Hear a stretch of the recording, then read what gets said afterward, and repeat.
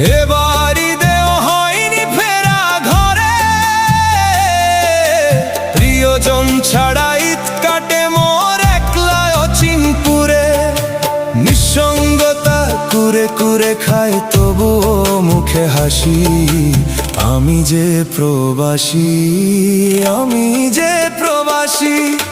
সবাই ভাবে প্রবাস মানেই রঙের দুনিয়া, কেউ তো দেখে না এই বুকে কি যে যন্ত্রণা। তবুও ভালো থাকুক তারা যাদের আমি ভালোবাসি, আমি যে প্রবাসী।